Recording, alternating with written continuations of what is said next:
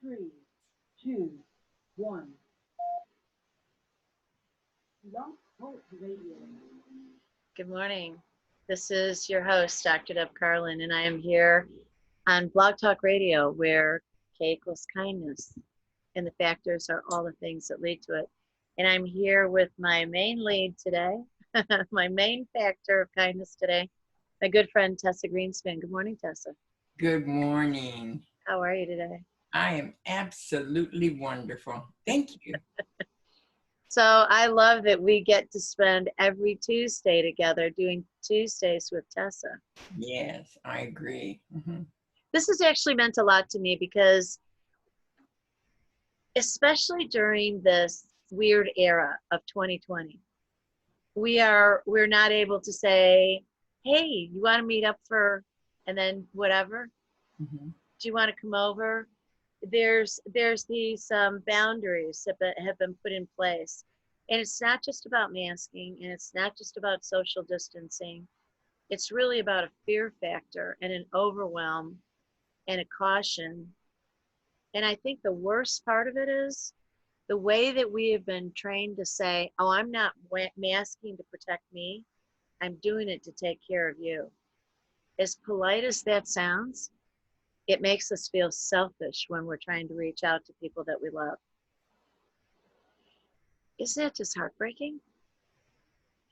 It is, and it really is. It's really about others and their security. It really isn't about you as it is helping other people feel safe. Yeah. The thing that bothers me about that is how many people feel so afraid. And the reason I bring it up is not just because in terms of sociologically, it's an era that we're in the midst of, but we all have things on the path of our development that put us in fear, right? Yes, and it's rampant right now. I mean, it really has escalated the fear in the whole country. And so that is a energy that we really must protect ourselves from, because fear can be just paralyzing. Yeah, absolutely paralyzing. And along the path of your life and the ways in which we've talked about from whence you came and the things that you've had to deal with, you certainly had opportunity to sit and look at fear and recoil and think, oh no, I'm just going to stay back here. And you never did. No, I didn't. And I really didn't think about that. But the point of it is, I never considered being fearful. Yeah. It was just taking care of it, Yeah. finding the solutions, not being fear, just finding the solutions to the next. Now, people are going to say, well, you make it sound so simple, but it really is, isn't it? No, it isn't. It's simple on one hand, but on the other hand, it is a lifelong practice too. It is sort of, I mean, when you're rewiring your brain for being positive, it is a consistent, lifelong practice. So it's really not something that's easy. It's just choices. It's what I choose. Mm-hmm. And I'm telling you, as we're sitting here talking, my life has changed yet again during our Tuesdays with Tessa. So we've got about 4 episodes that have been published on the Deborah Carlin YouTube channel, and they've been posted on social media so that when I have them posted on my sites, you can have them shared over onto yours. But I want people to understand that in each of our conversations, our whole conversation is about having everybody read the book that hasn't been written. Mm-hmm. This is the talking book. Mm-hmm. This is the trailer for the movie. Yes. You know? Yeah. Uh-huh. And we're laying the groundwork for something absolutely magnificent because it's about healing. Yes, it is. And what the world needs now is love, sweet love, and healing. Yes. I don't know if I mentioned it on this show last time or on another broadcast, but I keep playing It Was With You. I keep playing Dionne Warwick, What the World Needs Now. Yes, yes. Mhm. And Actually, if everyone would, and I give tips on different ways to be positive, yeah, if everyone would find a song that makes them feel good, and when you're getting into a uncomfortable or negative situation, play those songs because it is a great way to change your mindset. Yes, what the world needs now is love, sweet love, or Celebration by Cool ah, Gang. It's one of my favorite. What yes, a Wonderful World by Louis Armstrong. right. These are my favorite songs. So it's really what we put in our mind and the choices that we make to make these changes or consistently be in a positive, more helpful frame mind. It's funny because as you're saying that, I'm thinking people, when I'm teaching people mind control and a very specific meditation, um, they'll tell me, I really want to do it, but my mind is going over here and over there. And I'm thinking, okay, I wonder if I close the refrigerator door. And, just one random thought after another. So what music does that's so amazing is it infiltrates every part of us. It changes our frequency from being passive when you meditate to being really engaged. Yes. But it is a meditative state because you're completely outside of yourself. You can't sing zippity doo dah or don't worry, be happy, or any of the songs that you mentioned and stay in a funk.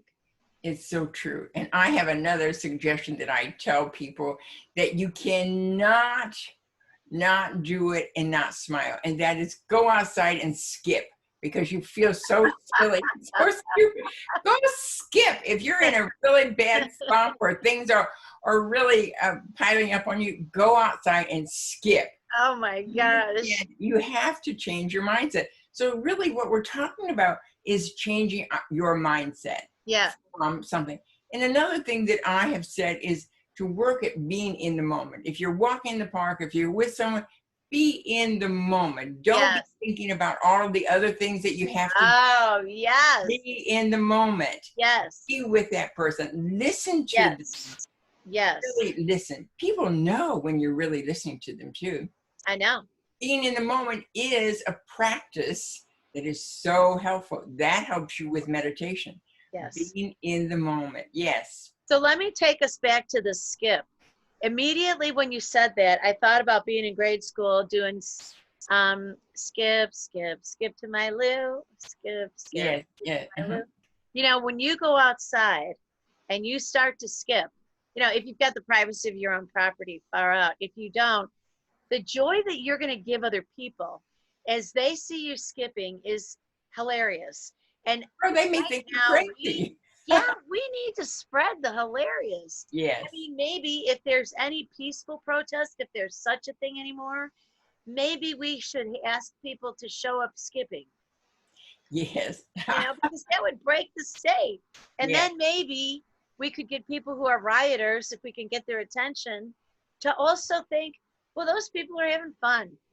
Now I know people are going to slap me right upside the head with that comment, like I don't get the serious business of it. No, I don't get the aggressive business of it. And people are behaving the way that they're behaving because they don't have what we're talking about in our show today. Our conversation, excuse me, and the lead in for today's episode is about love, it's about laughter, and it's about leadership. Yes. And leading with those two things, love and laughter, Really helps you to be a great leader, actually. yes. Whether it's in your own home Yes. or it's out in public. Yes. Yeah. When you and I walk in a room, people look in our direction because we're known for those two things. Yes. That's And true. it really is. And then when we stand up at the podium and we are delivering our keynote, that is what we lead with, is love. We tell a very deep story. We tell things that we think are going to attach to people. And and incite something, instill something that makes them feel our love and the love that they have for themselves and others. And then we always try to lighten it up in terms of something that's Yeah. going to get them laughing. Have fun. You know, there was something I was doing that I wasn't enjoying, and I made a decision. This is not fulfilling me. I'm not going to do this anymore because I'm not having any fun. So it's really decisions that you make also. I mean, I just discovered that, or not discovered it, but just made a decision that if this isn't fun, I'm not going to do it. Thank Yeah. God that I have the choice. Yes. It's also choice.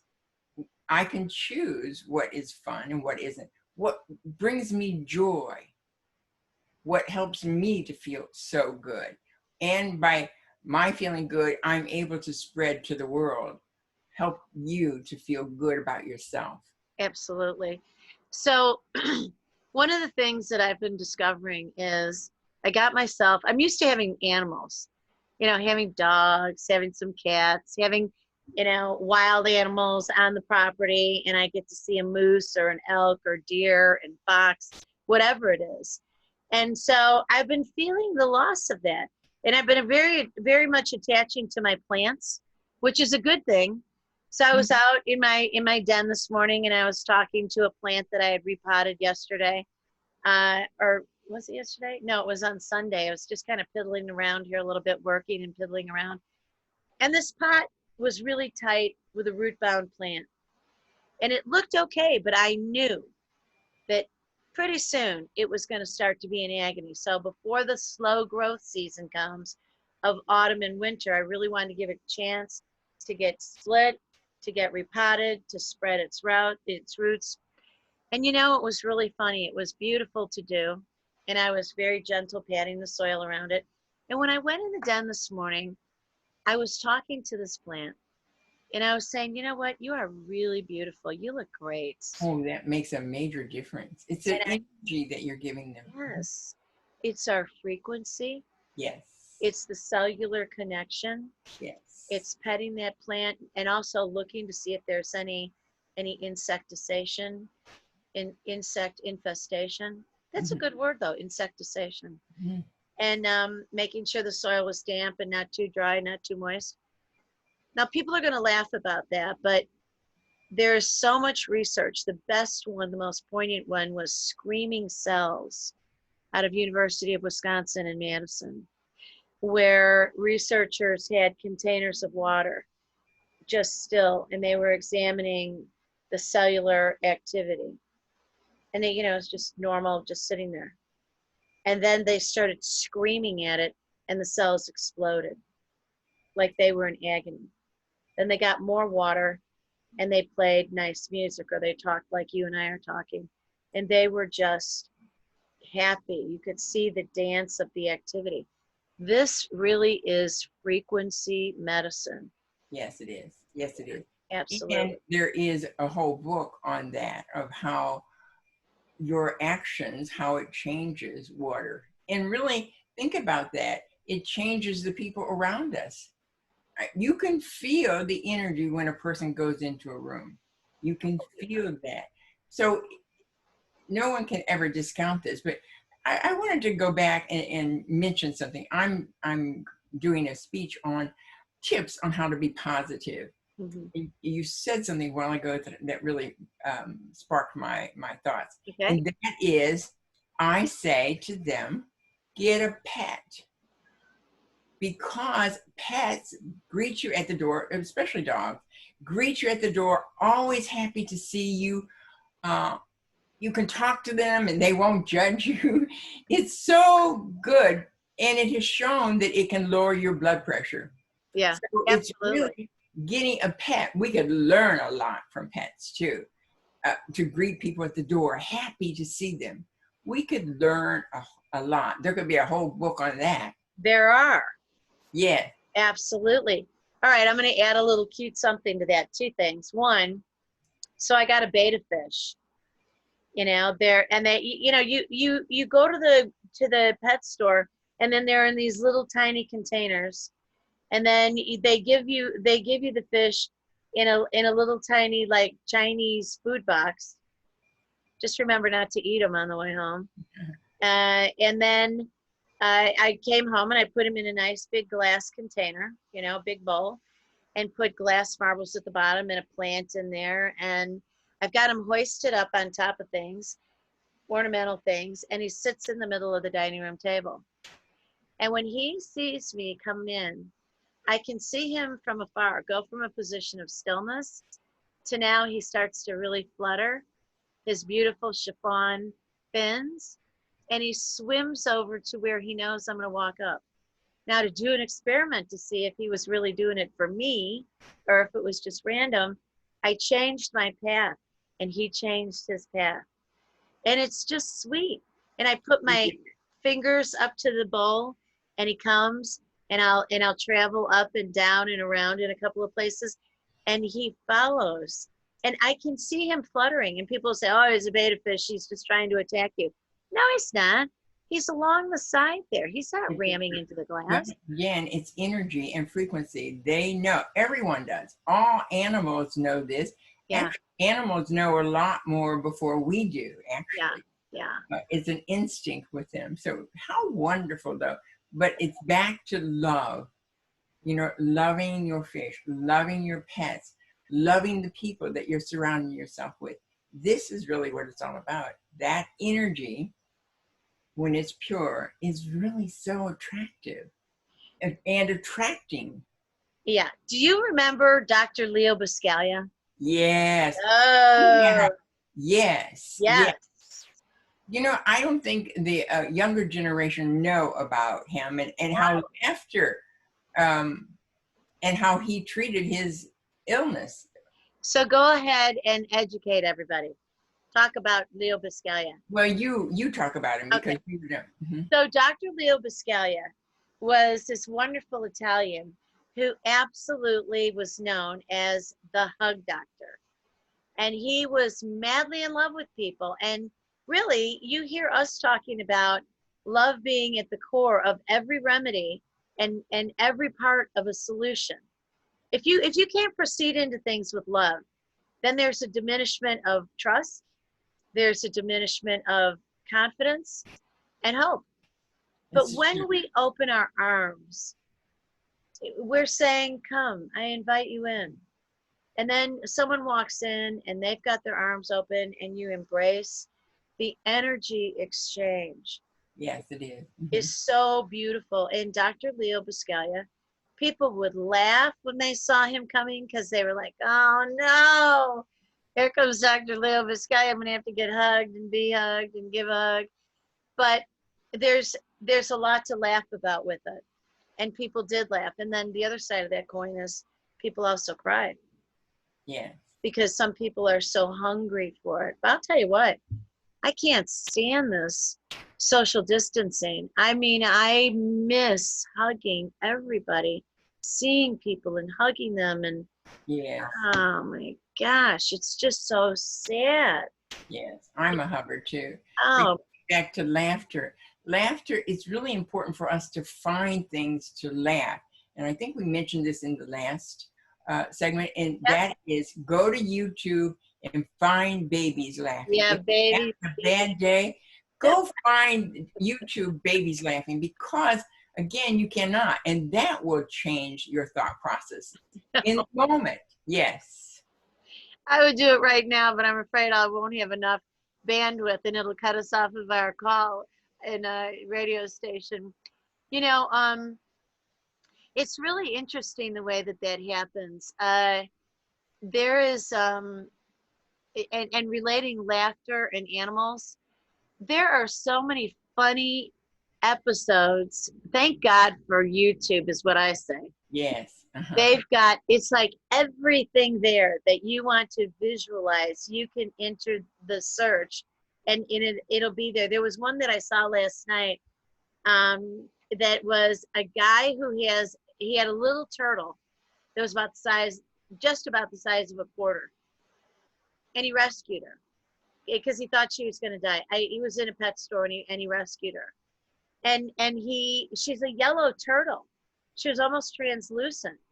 and he picks her up, and you see on her underside that you can see like a dark dot. And he said, this is her heart. It didn't have any protective covering on it.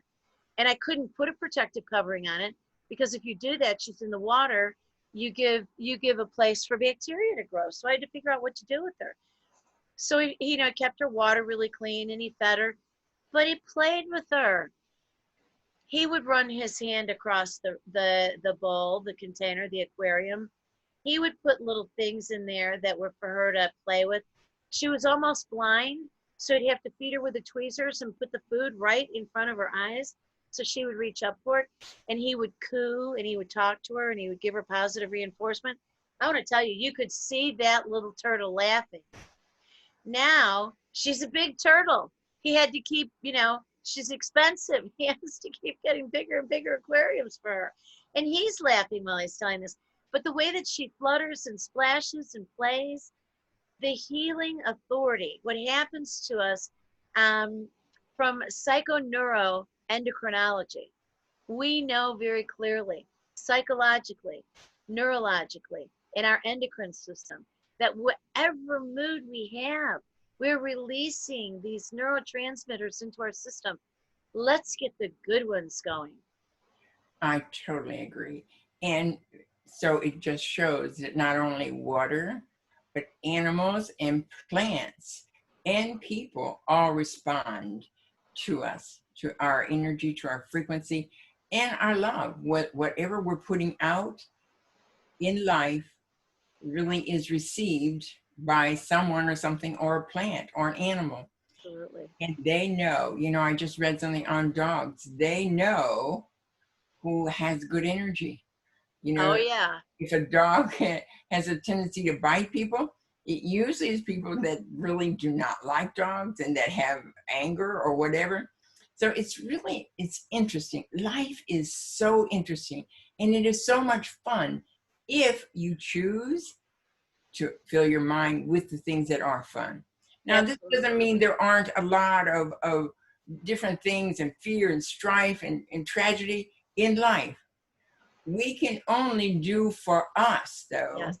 We Yes. can't fix other people, but what we can do is fill our heart with love, and that is living in the moment, practicing, being open to receive, and who we can serve today. You know, our most awesome leaders, and I've been intentional about wanting to lead with the qualities of those who I watch and admire because they make me feel good. They make me feel happy. Yes. They energize me. They help me touch deep within my own self, and they also help me think about things. And I absolutely adore walking into a room and knowing that I'm going to have things on a PowerPoint slide, that I'm going to have music being played, whether it's live or it's piped in, that is going to lift people up and get them feeling really happy, and leading with that, and saying things during the opening that is going to get people laughing, getting people to do something that is an icebreaker around the room that doesn't embarrass them, but that is funny, something, Yeah.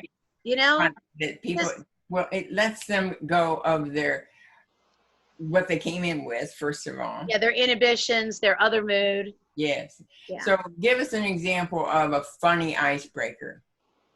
Oh, great. Thanks a lot. You know, it's asking people something about what is the most ridiculous thing that you've done recently. And, you know, somebody, yes, I mean, and people will say the most outrageous things. I mean, it doesn't sound outrageous, but I know one guy said, well, I did it today. I've got on 2 different color shoes. I didn't have a clue. And he really did. He had on 2 different color shoes.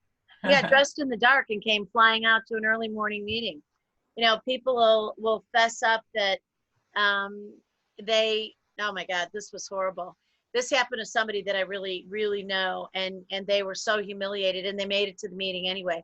They were backing their car out of the garage.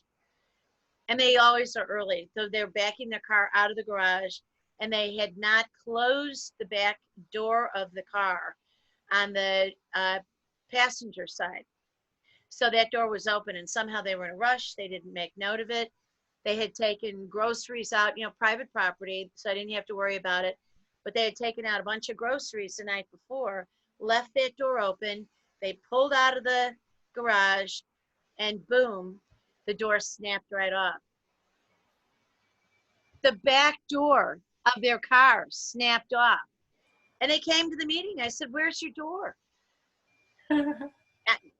I don't understand how the whole thing happened. I don't understand how come the garage didn't collapse. But I mean, everybody was amazed, but the person was also telling the story and laughing about it. And it's ridiculous. Or I, with my vision being, great vision, but it's as the years have gone by, it's been harder for me to see things up front, really close to read it, and see out of the same pair of glasses far away. So I would double up and, switch my glasses. And I didn't realize what I was doing, but I would rest them so that I had one pair resting on top of the other kind of naturally. And I was talking to an audience, and I didn't do it intentionally. And a couple people were saying, "What is she doing?" Well, it's fun. It's fun and laughter and breaking the ice and helping people feel comfortable and getting out of there, whatever they came into the room with, whatever challenges there were. You're really rewiring their brain for that moment, to be in the moment and listening. And then it's drawing people in to really want to hear what you have to say when they have fun. And fun is, there's not enough, and we don't think of it enough. But fun is really important. And another way is to think about a fun time. And actually, I teach on this, is how to switch your mindset. And it's in Psycho-Cybernetics by Maxwell Maltz. It's changing your mindset. Be aware of the negative. It's always aware. And that's the first point of anything. Be aware. And then you craft it. You keep this positive, wonderful memory in your mind, something that was fun and laughter and something that was so enjoyable and so great. Keep that in the top of your mind and be aware. Always catch your thought. And so you craft it. You cancel this negative that's trying to get in. Right. Affirm this wonderful feeling. Then you focus on this wonderful feeling. And then you train yourself to do it over and over again. So it's really, there are many methods that we can do if we want to, if we want to change. There are many people who really are not interested in making changes because change takes time. You can't do something one time and then expect that this is going to be forever. It's doing it over and over again. And that is what rewires your brain. And then you'll automatically go to this wonderful scene. Maybe it was at the ocean, or maybe it was with a family fun trip, but something that was so enjoyable, so life affirming. Just do it over and over again. And eventually it will be so automatic. So it's really about changing your mindset. And it's about making your own purpose. Yeah, it really becomes who you are. Yes. Yeah. All of this in the context, in the last 1 minute that we have, can you believe it? It just flies by. All of this with leadership and laughter is all about when you care enough because you love enough. Yes. And we have no leadership unless we have followers. That's true. And when people feel loved, they're willing to walk in with us. That's true. Thank you so much for this time today. All right. Thank you. Have a darling Tessa. Thank you. Thank you. Friends, this is your host, Dr. Deb Carlin, here on Blog Talk Radio at the K Factor, where K equals kindness, and the factors are all the things that lead to it.